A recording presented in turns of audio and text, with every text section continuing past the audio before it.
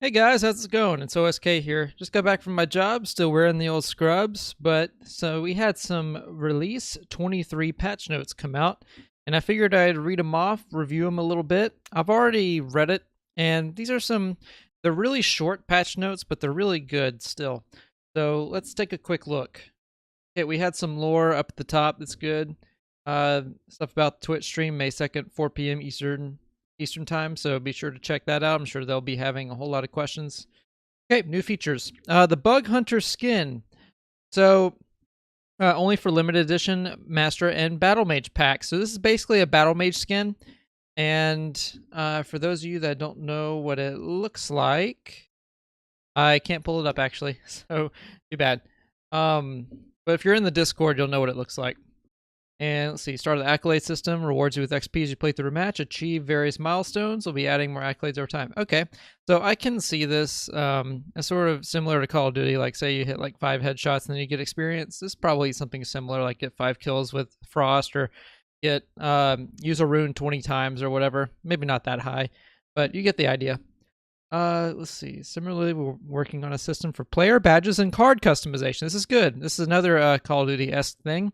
So every time your name appears like in the kill feed, maybe not in the kill feed, but like if you get a kill, or if you kill somebody and you say you killed this person, and then you have like a little customizable emblem and title or whatever. This is kind of what this is. And for right now, you unlock a badge at level 5 of a given class. So I'm assuming like if you're level 5 Bulwark, you probably have a Bulwark symbol or something similar. But moving on to quality of life, players can now see an enemy's health and armor, as well as their selected classes for a brief period of time after damaging them. Okay, this is huge. Okay, so before, what would happen is you would damage a person and you'd see either blue or white number of damage that would come up. If you broke someone's armor, you'd hear a nice little sound and see a armor break for a brief second. And the player would also be highlighted for a little bit. But now, instead of just seeing numbers, you're seeing a bar. So you're basically going to know the total amount, or about the total amount of armor they have and total amount of health they have. So say you hit like a 72 armor, you're now going to see if they still have 100 armor or next to 0, see if he has an armored belt. That's going to be a lot of information during your fights, maybe change a little bit of the way that you approach a fight. So that's pretty interesting. One more thing, you get to also see classes. So for everyone crying about some way to tell if a dude has pyro or not before you pop it, you can now see if they have Pyromancer and Phoenix. Maybe not Phoenix's Rebirth, but you can at least be ready for it just in case. So in the early game, if you hit a guy with a noodle, you see Pyromancer, you're like, nope, I'm not taking this fight because he's killing me, and he's going to have another 50 health and also extra speed to either get away or close the distance if I'm low. And that'll also give them more. It'll also give them more information as well. So this will be interesting. Dramatically reduce the amount of spawn portals. Okay. Not as many things cluttering the map in the beginning, and you now spawn a random distance from the chosen portal. Now, I want to know what this is, what the distance is up to, whether it's going to be like 50 meters, 100 meters, 10 meters. Because if I'm trying to get to a really far off place that I know has a lot of skill points, but not a lot of drop portals, then that could affect how you're going to get there. A little bit of RNG, but hopefully not too much. And then consuming potions and armor shards while crouching no longer slows your movement. That's good. Good. Okay, balance changes. This is where we start getting into what I made the video on for Tuesday. So Tuesday I released a video called, it was something along the lines of how the Toxic rework was going on with the new threshold system. Well, they've adjusted it, and I want to say that our prayers have been answered. So let's look at it. Toxic Spray spell has its damage threshold shifted around, other than the legendary dropping by a point of damage, which is fine, 65, 64, whatever.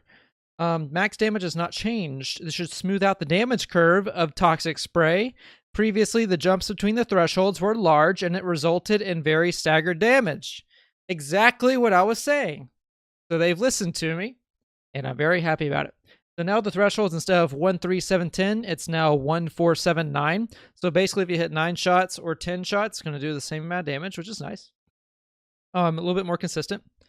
So basically, the most consistent close range. Well, not the most consistent, but Toxic Gauntlet was made more consistent in close range. Now it's even more consistent and even better. So now it's basically one of, if not the best gauntlet in the game, at least from close mid to close range. That's nice.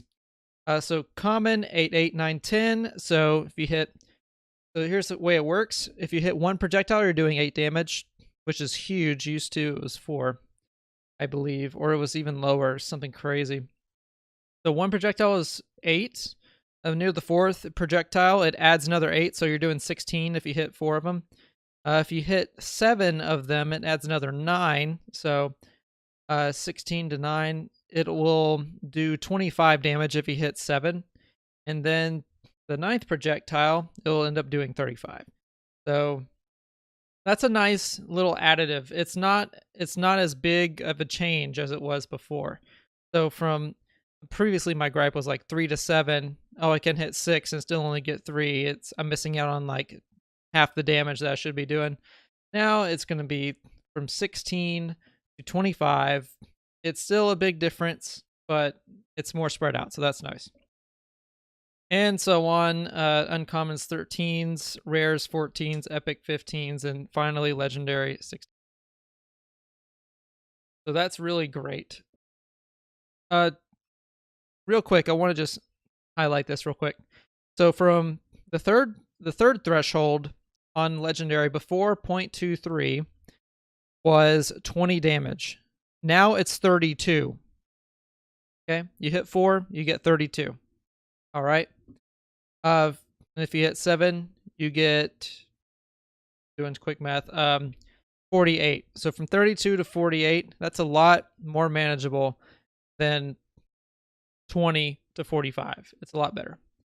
Okay, optimizations, reduced memory usage, and eliminated some sources of frame rate hitching. Okay, better frames, it's always nice.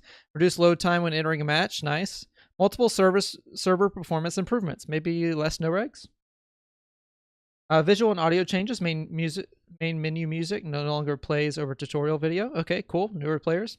Polished main menu animations, polished animation for the default attack.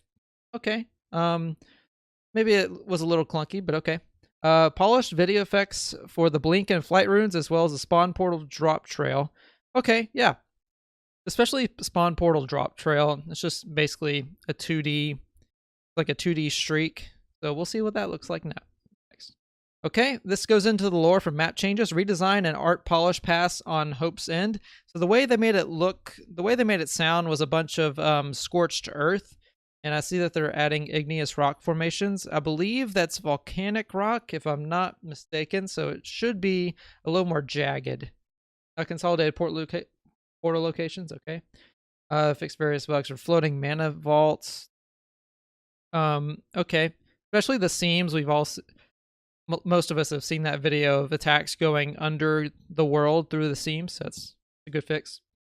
And then various fixes for landscape bugs related to the fracture. Okay, good. Fixed a bug. Bug fixes. Fixed a bug that allowed players to join the server just before the spawn point. Okay, so this one allowed players to live indefinitely if they joined a match as soon as the spawn portal was going. Where they stay on the tutorial island and not be affected by zone damage, and basically they would stay there. Other players would die at the end, and they would win the match by doing nothing. So thank God that is fixed. Fixed a bug where assists could potentially be double counted. Okay, I really don't care, but okay. Added the eruption amulet to the lobby tutorial practice mode. Okay, should have been done anyway, but okay. Remove slow fall boots. These aren't actually in game. Basically, what they do is they slow down your falling speed. I think it's like 50 or 75%. They're not really very useful, and they took them out a long time ago in pre-alpha. But they will make their triumphant return, so keep an eye out for that. Grounding boots now trigger speed boost. Now, if you get hit with your armor and not just your health, so that's good. Gotta go fast. Love the memes. And fix bug with wind jumping, crosswinds amulet. I never use crosswinds. So. Okay, cool. Basically, big things to take away from this. Health and armor bars. Better Toxic Gauntlet. Better frames. And different area of the map, and spawn portal changes. And I think that's pretty much the big stuff. It's not live yet. It should be live probably either, I think I'm going to upload this on Wednesday, so it'll be either today or the next day on Thursday. It should be live. Oh yeah, I also forgot. They're re-enabling solos, which means build videos are coming out. Keep an eye out for that. Anyway, it's going to do it for the patch notes. If you liked the video, be sure to like it. Subscribe to the channel if you like Spellbreak guides and that sort of thing. Also check out social medias. And I will see you all next time. Have a good one, guys.